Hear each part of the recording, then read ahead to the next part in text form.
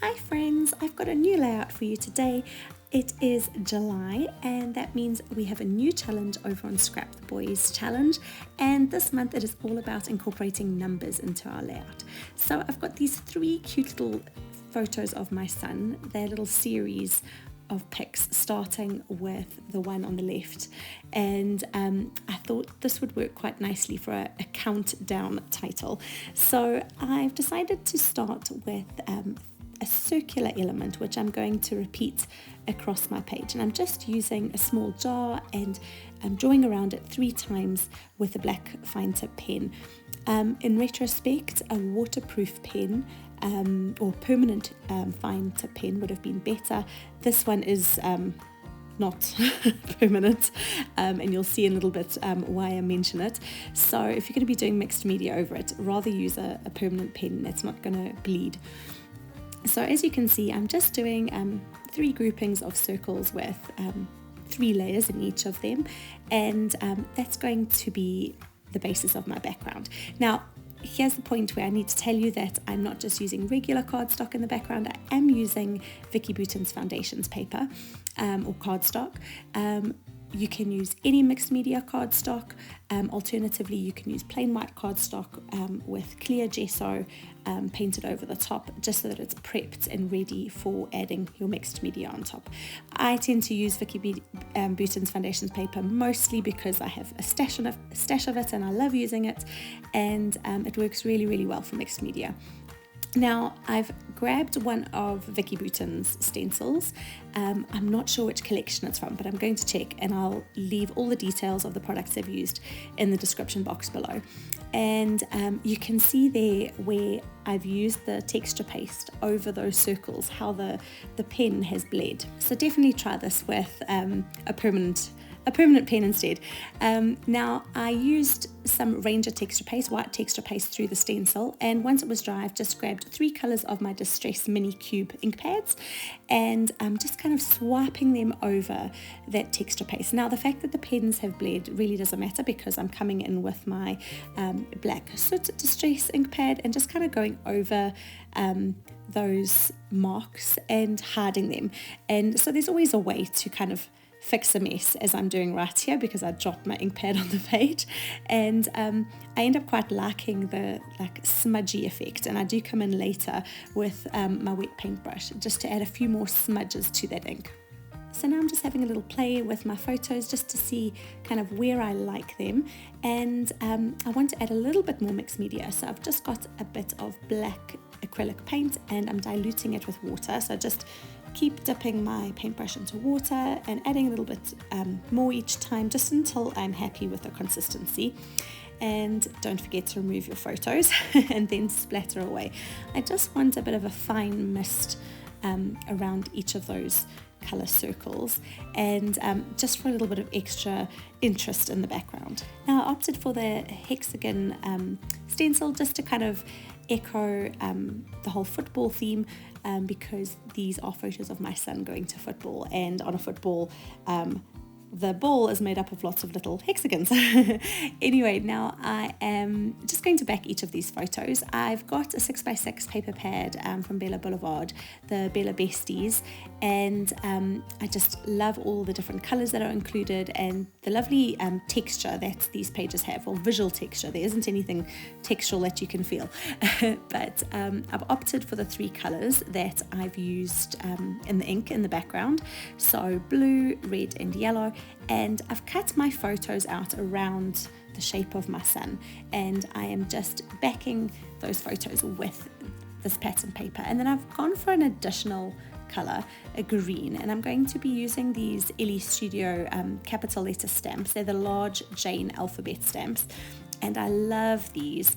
I think you do get dies as well, but I've just got the stamps and then I fussy cut them out. So this is going to form part of my title, and it's going to say football. So I'm just stamping each of the letters using black StazOn ink, and just stamping them down before I fussy cut them out. So my title is going to be made up of a variety of fonts, so some stamping, some stickers, a chipboard piece.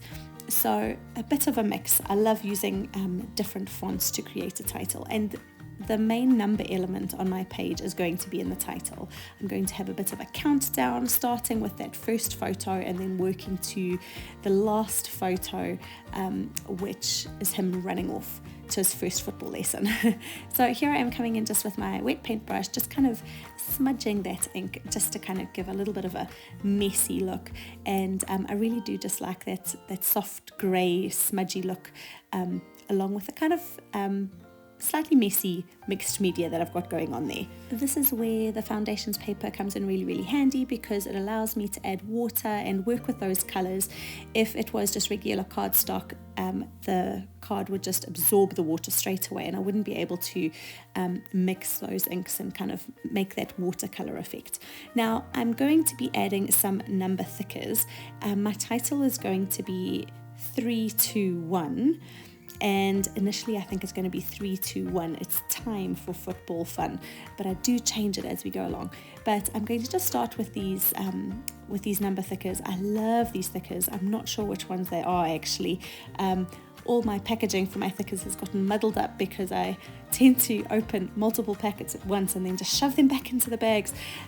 So when I go back to check, I'm never sure which ones I've actually used, but I will try find them, and if I do, I'll link them up for you below.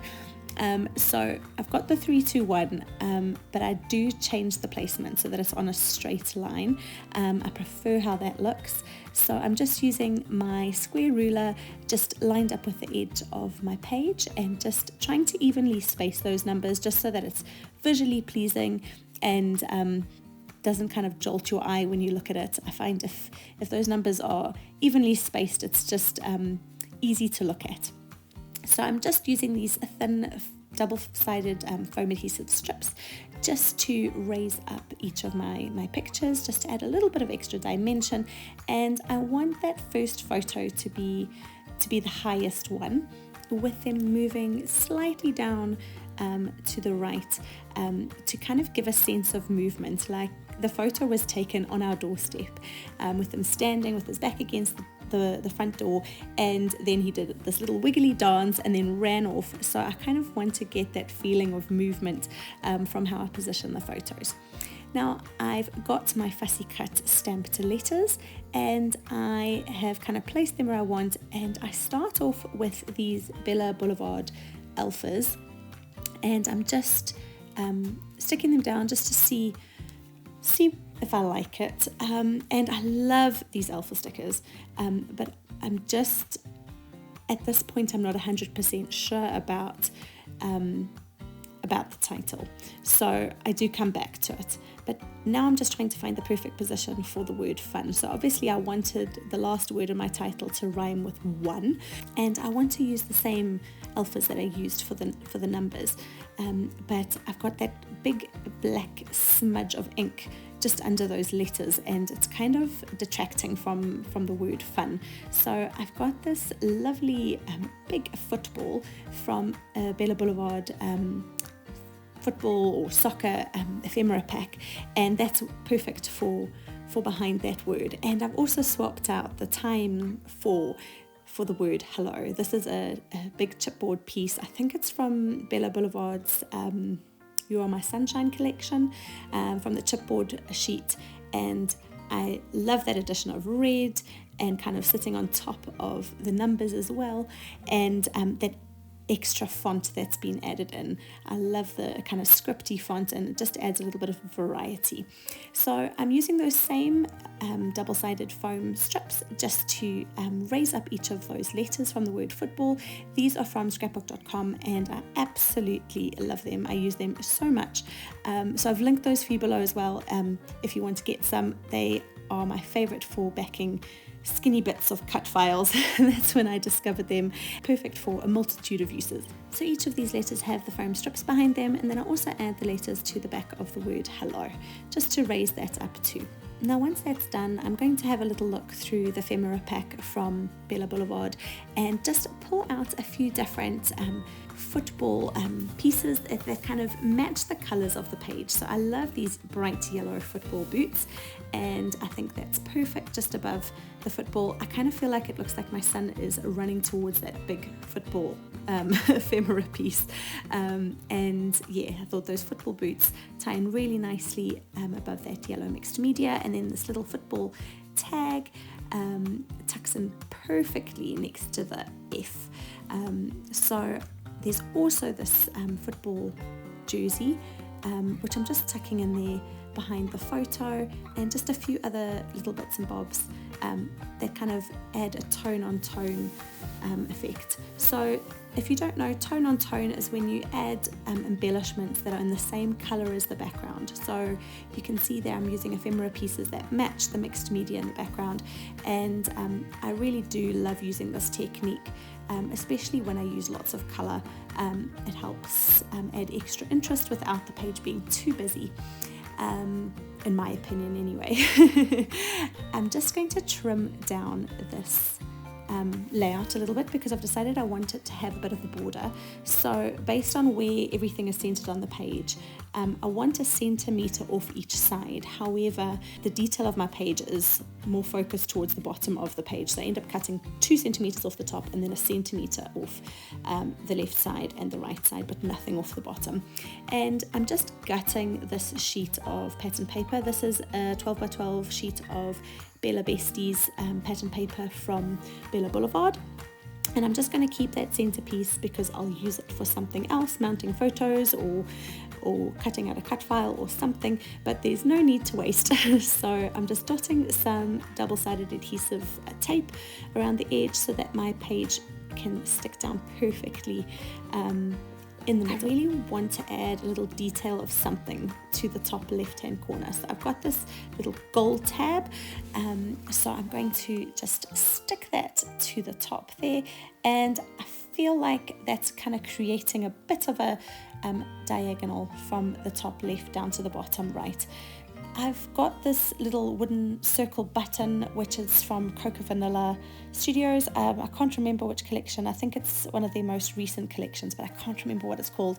And then I've just used a variety of enamel dots just to add extra elements to each of those embellishment clusters. You can see in each of the little coloured clusters I have got 3 little things. So in the red I've got the little button and then 2 red enamel dots, and in the blue I've got the blue star, the blue circular star, and then a blue enamel dot, and then 3 yellow enamel dots. So I'm kind of just working on a little trio there, and those 3 trios kind of make a visual triangle on my page as well. Now I am using a variety of number stamps, 3 different sets of number stamps, and I'm just using a grey distress ink. I will check the colour and leave it down in the description box for you, and I'm just stamping a second generation stamping of all those different 3s. So I'm stamping it on the side on just a piece of scrap vellum, and then using that same ink without re-inking it and stamping it on my page. I just wanted to be really subtle behind each of those numbers. So I really just wanted to incorporate a little bit more along the lines of the numbers theme. So as I said at the beginning, my photos, to me, the sequence really felt like they'd be perfect for a countdown. So I've got that countdown there in my title, and I finished my page off with a machine stitched doodle border. I've gone around twice, and I purposely make it a little bit wonky just for a little bit of interest. But here are some close-ups so you can see all of those details.